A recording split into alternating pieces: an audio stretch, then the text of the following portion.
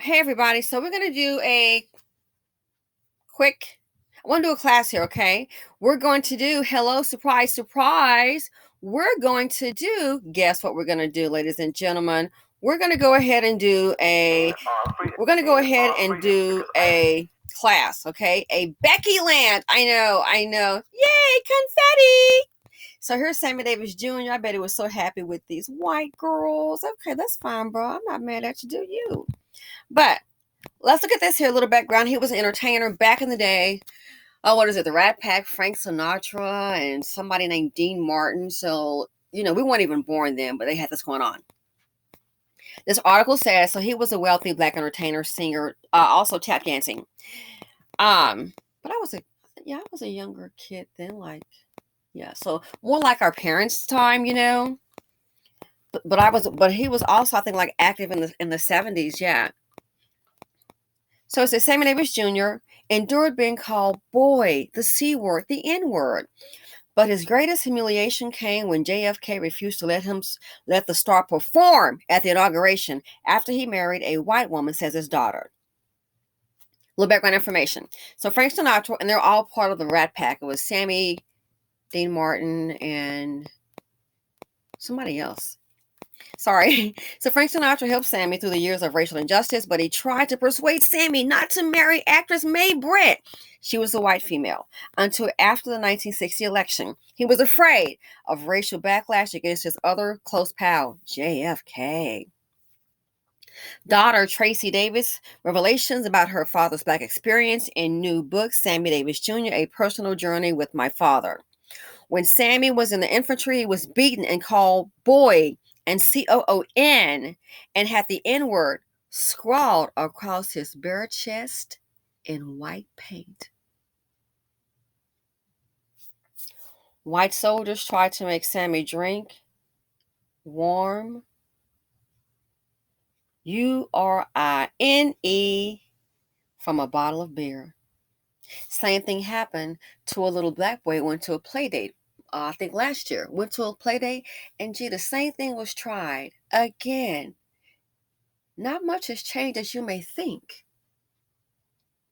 People pretty much are the same. Just a different date, but pretty much mentally the same state. Sammy performed in Vegas, but slept in a segregated quarters, a cardboard shack, and was not allowed to address the audience directly. So look what all he endured by the majority here in society. Look what he endured. And wait for the video clip. So here, that's Sammy Davis Jr. worth $5 million. It says Sammy Davis Jr. was an American entertainer who had a net worth equal to $5 million at the time of his death. However, don't forget, y'all, he owed the IRS reportedly a tune of $7 million. So the estate was subject to many legal battles. So if you're worth $5 million and you owe $7, it might explain this right here. So now I do want to say this. When he was married to Mae Britt, that's the cover picture. When he was married to her, they were married for 8 years. I think they had 3 daughters. They got a divorce and they settled it, I think, 50-50. From what I read, they split the assets, okay, when he was married to Mae Britt. Don't forget my video that I did last year. What did it say? When they marry black men, they get wealthy. You marry black men, you get the EBT. Oh, yeah? Again, when they marry, they're going to marry a wealthy black man. They get in that. Man, they're in it to get a bad to get wealthy. But black women, a lot of us, even if you're not married to a baby mama, you get in the EBT. Nothing new. Jeepers. So after she divorced him, Mae Britt, guess what happened? Following his divorce from Mae Britt in 1968, Davis was pressured into marrying a black woman.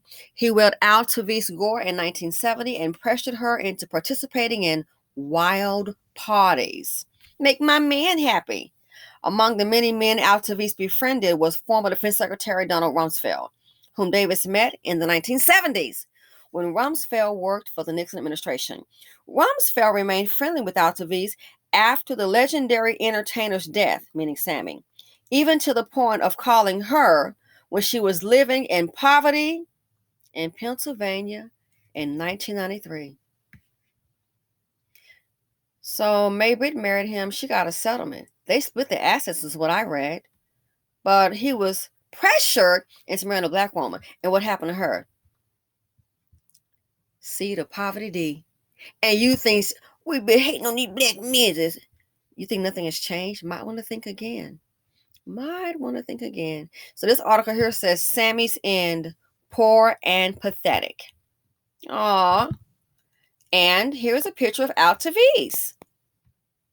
Yeah, that's Alta. Here she is, the black wife. So May Britt married him. She left with, I'm assuming, the back. They split the assets. He was rich. He was pressured into marrying a black woman. What does pressure mean? You really don't want to do it. Pressured into marrying a black woman. And what happened? He owes the IRS $7 million. If he's worth $5 million, what do you think is going to happen?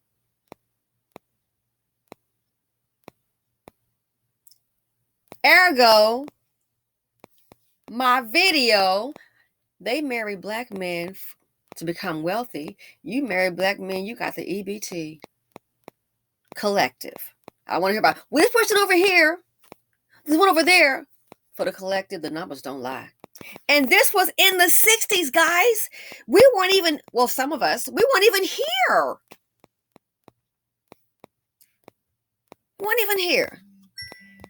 And there was one more. So you saw that article. You saw his worth. Now let's go ahead and get to the video. And you saw Altavice. And see, here's where it goes wrong. So that right there, that in the video for Beckyland, this is a Beckyland class 101. That lets you know right there, that's the class for black women. Yeah, that's the Beckyland class. Love you for black women. Beckyland 101. When they've got something, the majority, the overwhelming majority, what do? Find Becky. They go to Beckyland. Break their necks to get over there. I got to get to Beckyland when they've got something. But he was what? Pressured into marrying who? A black woman. How is that? How is that? He was pressured. I mean, he didn't want to do it. And when he died, he left her in poverty. Gee, you think? You have to face reality, especially for the mammies. You can face reality. They've been trying for decades. But you know, they seem to really much succeed when it comes to building for other communities in Becky. And it is what it is. He's trying. Girl, we've been hearing that for like how long? It's like so old. Stop it. So, now here's the part that applies to the men. So I gave you some background information. Becky got the bag. The black woman, Becky got a bag, wealthy. The black woman ended up in poverty with the EBT. And that was in 93. So, here's the part that black men don't get. You think because you got something. Again, this whole scenario is nothing new. So, I will let Sammy tell the black man. All right? So, here's your problem, boo-boo. See, the fallacy is, man, and let me say this, and I really mean it from the bottom of my heart. Money don't make you free. Popularity don't make you free. Don't you know that? You know, sure, I live in Beverly Hills, but I'm shackled by the same things that happened to the brother in Watts. Uh-oh. See, you thinking, I think they think, oh, no, I'm different. Man, I'm a superstar. You know who I am? Are you? No. I live in Hollywood. I live in Beverly Hills, man. No, that ain't gonna do it to me, dog. I'm accepted. I got white friends. I got a white woman on my arm. And when she gets mad, she knows she can call the system. And that system is run by and controlled by Brad. And she will use it at her disposal. So one more time, okay, from the Becky Files. This is Beckyland 101 class.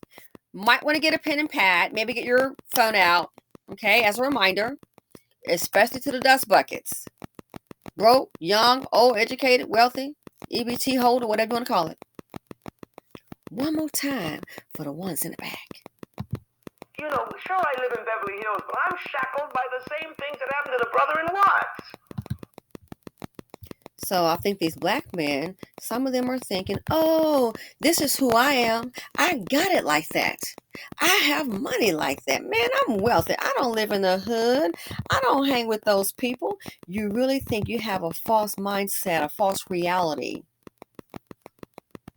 Third time, because I know some of them don't like to read, so I'm going to say it one more time for the slow ones in the back. The dust buckets. And the mammies. Since you think Joe Sloan is something. Because he gets some money and go outside the race, which is his choice. I don't care. But this is the downfall. You don't seem to understand. You don't have the information. That? You know, sure I live in Beverly Hills, but I'm shackled by the same things that happened to the brother in Watts. So what does that tell you? You're not being seen as an individual as you think. Oh, I have a Lambo, a Ferrari, and congratulations. I got Becky on my arm, and congratulations. See, there's things you can do to black women in these relationships, and the community will look the other way, black women and children, because they're not valued. But here's what you don't understand. Talk about code, the majority of society, other cultures really, everybody but this group, I'm afraid, as a collective, they live code every day. Live it every day. We just talking, never walking. They live code every day. Look around you. Live code every day. We just talk about be on code, be on code. So like Cuba Gooding Jr., this may apply to you in my opinion. Huh? Jonathan Majors, I know it's a little late, but you know, in case you get around too, bro. The list, Nate Parker, the list goes on and on. That's the part you don't understand. Nothing has, I keep telling you, nothing has changed. Nothing has changed. And why do you think he would say that? The treatment. The treatment he probably received in Hollywood. They say JFK shunned him after he married Mae Britt. Yes. They said JFK shunned him, that he was reportedly he was humiliated. So you really think I got money, I got class, I know how to wash my ass, I'm in. And I got me a white woman, let me in. They're like, yeah, about that.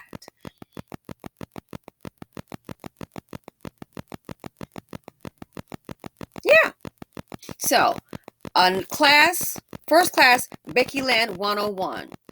Don't be delusional. Black women, you saw what he did. Mae Britt. I read a few articles. There were some who were saying they were worried about his career. Mae Britt. People do what they want to do. And he took a chance. I'm going to marry her. I don't care. So when you want to have excuses as to why these baby daddies don't want to marry these women, as to why these baby daddies don't want to take care of their children, get jobs, and provide for them, people are doing what they want to do. Straight up and down. They are doing what they want to do. And as soon as you figure that out, the better off you be. So yeah, let me know what you all think. This is Beckyland 101, a free class. Thanks for watching. Feel free to comment, like, subscribe, and share. It is simply said on YouTube. Class is dismissed.